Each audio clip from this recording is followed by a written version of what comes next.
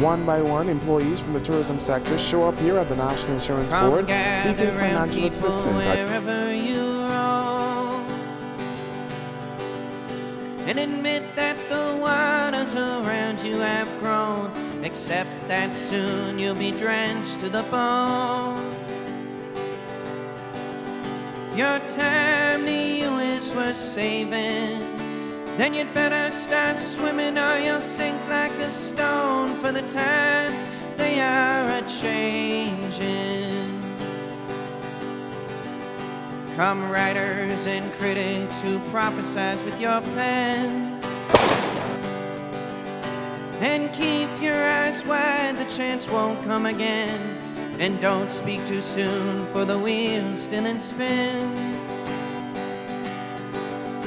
There's no telling who that it's naming, for the loser now will be later to win, for the times they are a-changing. Welcome to The New Economy, What's Next? My guest today is Kevin Burrows from Diomedia Capital. We're going to talk about finance and what's going on in the wider world. It's going to be a great show, and you're going to learn a lot. In the old economy, financial services added value by creating financial products that allowed people to move money offshore to reduce taxes and hide money, for many reasons, good and bad. Our regulatory philosophy and regulations enabled this. This has had two unintended consequences. Number one, because money laundering is a constant worry in this system, the regulatory assumption has to be that the client and/or institution is a bad actor. This means that the KYC, due diligence, and compliance requirements are really costly and time-consuming. Number two, the second consequence is that we've been in a constant battle with the OECD. It seems like no matter what we do, we are under constant threat of blacklisting. This is because source of funds has to be discovered. Ultimately, the world has decided that this form of financial services is unacceptable. But the world has changed in other ways too. Financial technology allows us to reach out across borders.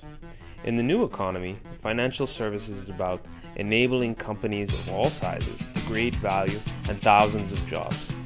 People and businesses always need money. There will always be more people and money outside of the Bahamas. Where the Bahamas can win big is by transforming itself to a fintech hub with progressive and collaborative regulators.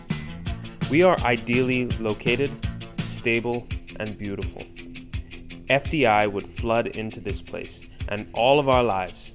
That's locals, expats, our guests, black, white, rich, middle class, and poor, private sector, and government would be better off.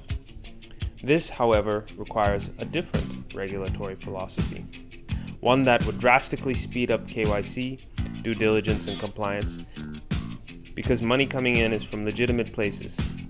This money is being put to work in businesses that create jobs and build community. The second great thing about job-creating fintech is that it would permanently take us off of the OECD blacklists, improve our ability to trade with the world, and ultimately give opportunity to all Bahamians and our guests. The new economy is here. We have to be brave enough to make the jump. Mr. Burrows, how are you doing? Yes, sir. How are you doing, DRC? Good. Glad to be here. Good. I'm grateful you came on the show. So for the audience at home, Kevin Burrows is probably, I'm a pretty smart guy. It's not often that you meet really smart Bahamians, and this is probably one of the smartest Bahamians I've ever met. So I'm gonna start the show with a blatant flattery, and then we'll see where it goes from there. But I'm very pleased to have Mr. Burrows on the show. Why don't you talk a little bit about what you're doing? Sure. So, so the title of your show and sort of new economy, what's next? Of course, right now there are two types of people: those who don't know and those who don't know that they don't know. So, there's a lot of uncertainty out there. Like to use and abuse the word unprecedented, but certainly this truly is. pandemic Truly is. So I'm happy to be able to kind of share my views on what's happening, particularly in my field, financial services, and where I think things can generally go there and in the economy. So I wear multiple hats, but I'll sort of highlight two of them. Like you said, I'm the founder and CEO of Diamedia Capital, and Diamedia is a Bahamian investment consultancy and corporate finance advisor. So under this company, I also contract out as an outsourced chief investment officer to family offices and also the smaller asset management firms. So the second company I'd like to highlight is a company called Elatus Capital, where I'm also a director and president shareholder as well. And what that is a Caribbean-focused venture capital and private equity firm. And we're based here in Nassau as well as in Kingston, Jamaica. So for the guests at home, he threw out a bunch of different financial jargon. First of all, family offices you could think of them like private companies for families. Families that have been successful in business. They form a company to manage their investments. And venture capital is the sexy, fun part of if you ask me, of the only thing better than that is an exchange. But it's still pretty exciting form of business. They're looking for companies that have growth potential, and so very much along the lines of what we believe in. So continue. Yeah, exactly. So and we'll speak a bit more about family offices and sort of venture capital and the like. A bit of background on myself, my story. I've been involved in financial services now 25 plus years, probably 27 years since I've been out of university. You mentioned I shaved my beard, so I wasn't as old as I used to with all that gray in my beard. But I started out as a trader at Credit Suisse. You spoke a bit about my background. I studied economics and finance at Yale. And he's also a Rhodes Scholar. The humblest Rhodes Scholar you will ever meet. So no. I was a United World College Scholar as well. But I learned a lot at Credit Suisse after about 3 years, and having completed, say, the first two parts of my CFA, chartered financial analyst. I went off to Cambridge and did a master's in finance, and completed level 3 of my CFA at the same time. So I'm kind of, sort of one of those hardcore kind of crazy guys when it comes to finance. I mean, I was blessed to have a talent for it, and I've been focused on investments and investing other people's money, for all of my career. So having returned, when I returned to Nassau after my master's, I was lucky enough to work at a hedge fund. I worked for the emerging market hedge fund, ran a few investment departments, and started to transition my career away from just being a portfolio manager to being what we call an asset allocator. So I decide where and who to invest the money's with. So I became a manager of managers, so to speak, as opposed to selecting the securities myself. So got a very good training in that. Good enough that I was ultimately recruited by a fund of hedge fund operation in London. I joined them just before the 2008 crisis, and became the international chief investment officer for about 3 years, and we manage about $1 billion in assets. So, kind of in a nutshell, that it's the career path I've had. Taxes and weather eventually drove me back to Nassau. Yeah, that weather is something. It's tough. It's tough. That and a conch snack. You go to work, particularly in the winter months. You go to work, it's dark. You come home, it's dark. You never see the sun. But eventually came home, and that background experience allowed me to do what I'm doing now. Great. Now let's pivot a little bit to what you're doing now with Latest Capital. Yeah, yeah. So really a couple of weeks back, I spoke with this on a CFA panel, talking about the future of financial services. We'll be right back after a short message from our sponsor. At ROACX, we understand that for businesses to grow, they need capital to hire staff, buy equipment, and fuel innovative ideas. We support this process by using technology, years of business acumen, and a world-class team to get business the investment they need to get to the next level. If you are a business owner and need between $100,000 and $3 million, contact us today. We will schedule a meeting over the phone or video chat. Get on the path to your dreams. ROACX. Dream bigger. Your printer is running at full speed. You're printing out multiple copies of the documents you're sending to customers and partners? Oh, right. One is sent, the other is filed. One is sent, one is filed. One sent, one filed. The copies go into the paper filing system so you can quickly access them at any time. Well, there isn't much space left. Why all the effort? Why not use DocuWare? While you print the document, DocuWare takes care of storage automatically. A real time saver for all involved.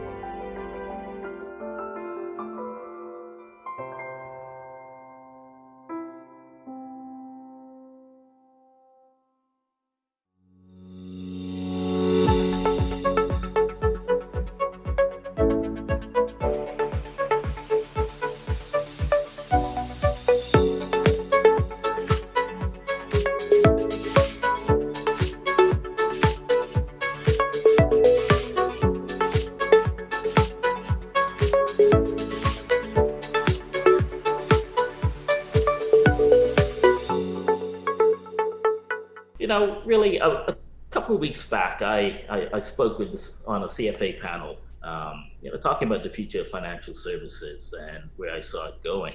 And really what I'm doing with Latest is a direct kind of path of where I feel the generation needs to go. So, I get accused by those guys of being the grumpy Gen Xer whenever I speak.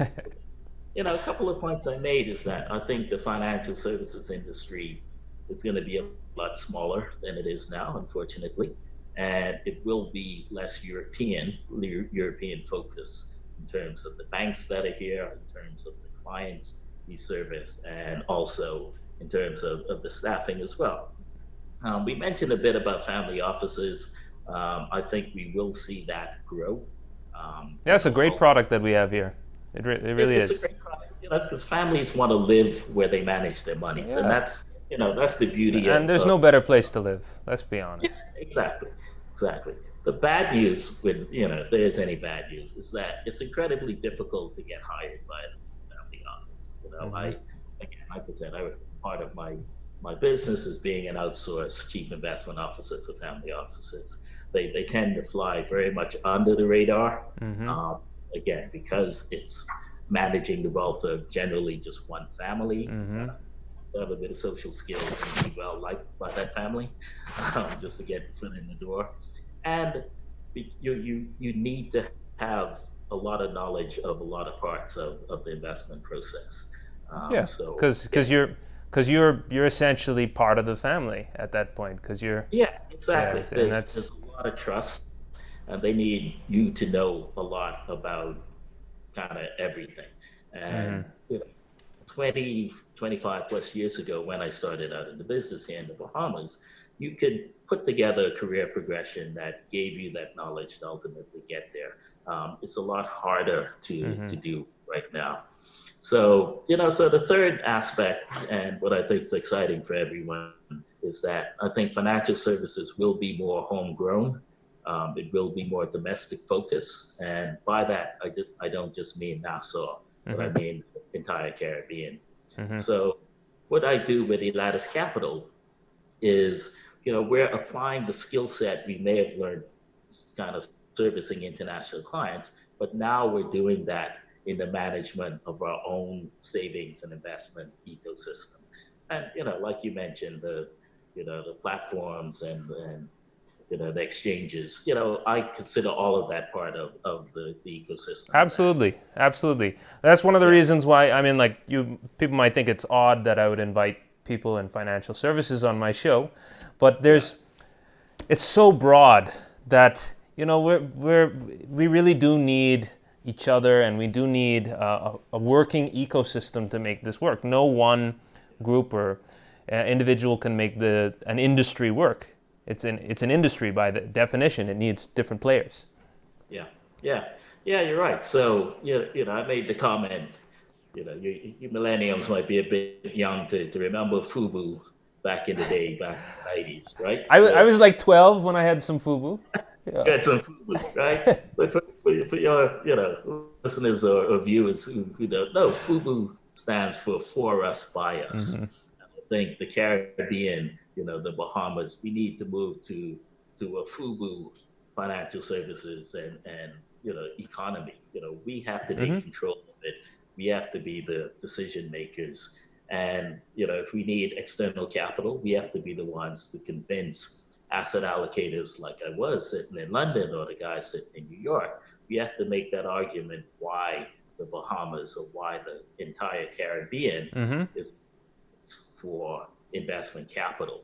So we have to pivot away from just being known as a place for tourism, and you just come and like vacation. and in your experience, right? We have a lot of value we can offer. So it's not like we have to go for the low-hanging fruit. We have the ability, these asset allocators, they're looking for different metrics, but I mean all of them with a return on investment. There are many different types of them, and we have many. So it's not like there's one secret guy you got to go to.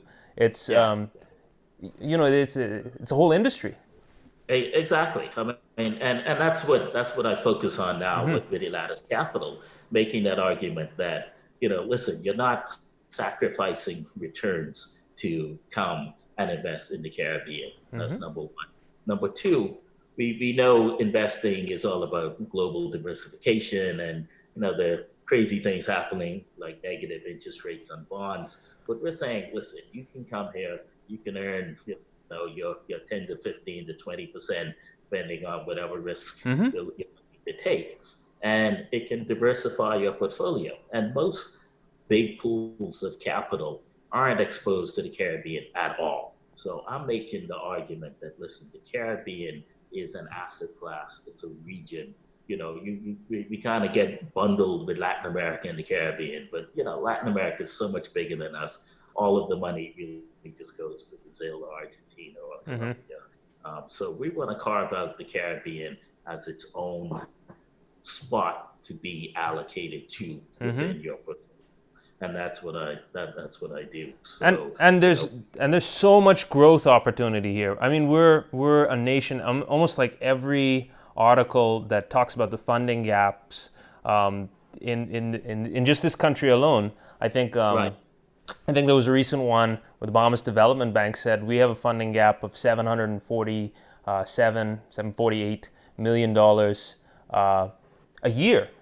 That's Right. money that can be put to work, and obviously it needs to be properly structured. But you know what I'm saying?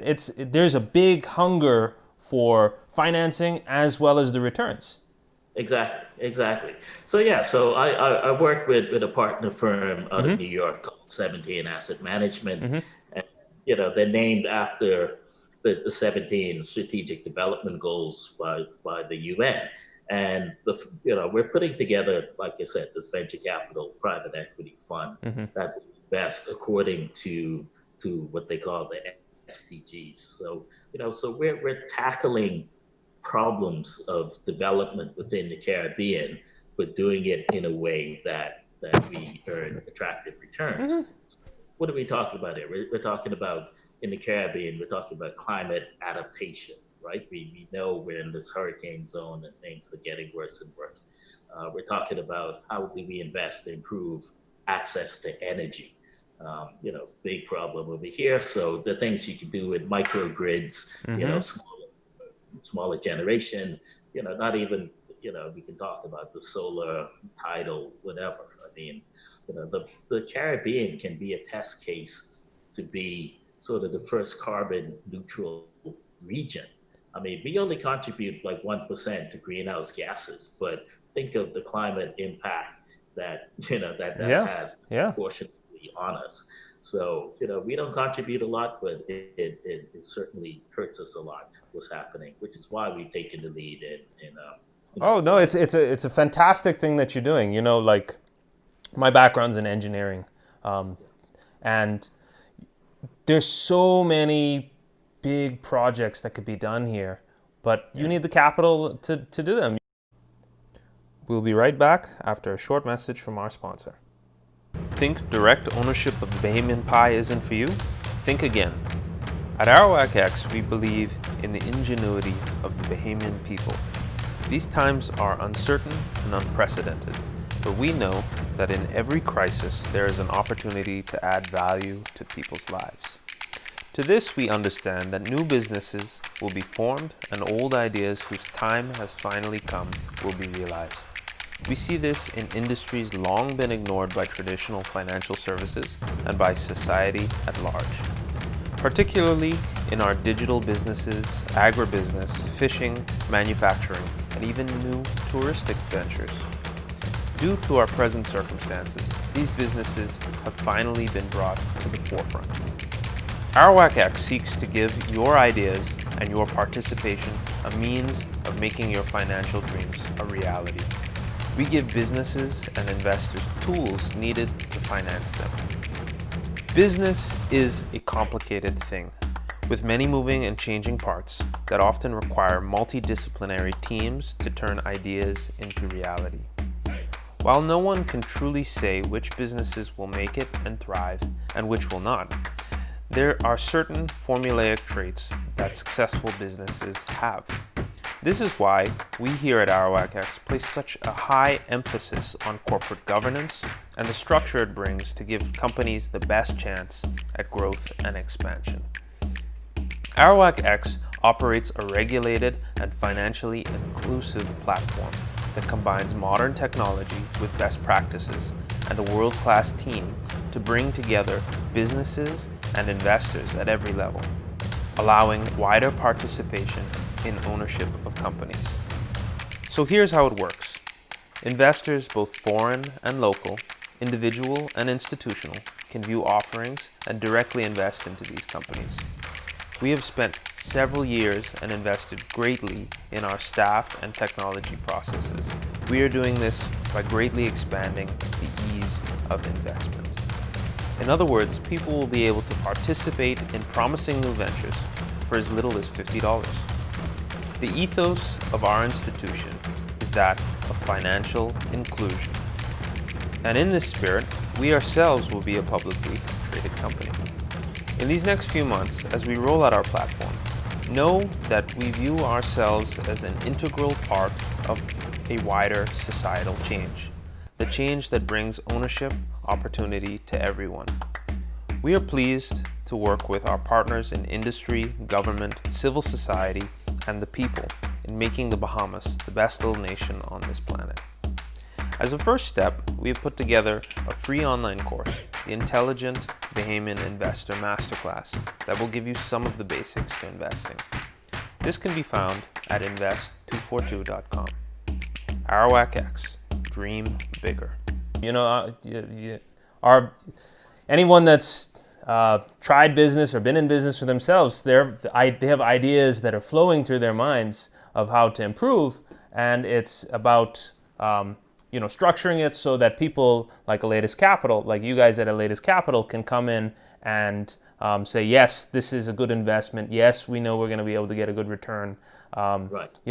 So it's I'm saying this for the guests at home. Capital is there to finance both your dreams as well, as your ideas, But you have to always keep in mind when you come to these markets, you have to be structured in a way that an investor feels comfortable that he's going to be able to see a return. An investor, while they do want to help, they do want to do things, they still have a fiduciary responsibility to make sure that they see returns. Otherwise, it's not free money. We're not talking about free money. Exactly. Yeah. This is not philanthropy. No. It's not charity. We want to do well by doing good, but again, the emphasis is we have to make a return on our capital. But the great thing is we can do both. Right? Yes. We can improve the healthcare infrastructure and make some money doing it. You know, affordable and sustainable housing, sustainable agriculture, food security. These are things that the global investing world are looking to participate in. You know, ESG, environmental, social governance. These are key buzzwords right now. Everyone wants to know that they're making an investment, but also making an impact. And that's what we are doing here. This is impact investing at its finest, but it's still investing. What you're saying is you can have your cake and eat it too. Again, the Caribbean, we're starved for capital. So No, just absolutely. by attracting capital to our region is you're making an impact. And the benefit of kind of what I do and with my partners, we're local on the ground in the Caribbean. Like I said, I'm here in the Bahamas. My partners in Kingston. We have a network in Trinidad, network in Barbados. So we know what's going on. This is not sort of BlackRock sitting up in New York trying to put their finger on the pulse from thousands of miles away. But the benefit of what we're doing is that I can still access my old network from my background, being an asset allocator. My alumni groupings, from Yale and Cambridge means, I could pretty much step into any room and, make the argument for why this investment should take place here in the Caribbean. And that's what I'm trying to do, be a bridge between those who have the money and all of us who need the money. Until we can create our own wealth, and then No, absolutely, because we're managing our own wealth is part of what we want to do. Yeah, absolutely. And it's thank you again, like I say, for coming on the show and talking about this. I think a lot of people, this is very challenging times, very uncertain times, to use that word again. But what is important to know is that there are people that are working really hard to make these things come off the ground. You have to have hope, but you have to have a plan. And if you're in business, your plan needs to be, you need to think about how you can really add value in this new world. And then when it's time for you to grow, people like myself and what we're doing at ROX and what the latest capital is doing are there to support you along that journey. So so there is hope. The world is not going to end. It's going to be different, but it's not going to end. Yeah. So. No, you're right. The old way of doing things, you have to adjust. But we've been looking to do new things in the Bahamas for a while. So this will just accelerate the change that needed to come in any event. Do you have any words of encouragement for any inspiring entrepreneurs or people watching the show? Yeah, but listen, like we said, these are difficult times, but the fact is we're sharing in a globally painful episode. There will be opportunities that come out of the back end of it. Certainly, the type of investing that we need here in the Caribbean is on everyone's radar, even more so. So the family offices, the asset allocators, institutions, again, they are looking for how their investments can make an impact, and the need is even greater. So now is the time to get in front of these people and say, hey, these plans we've had on the drawing board for for the last 10 years, now is the time for us to get them funded for the benefit of, of a whole region. Thank you very much for coming on the show. So that was Mr. Kevin Burrows from Dio Media Capital and the Latest Capital. We'll see you next time.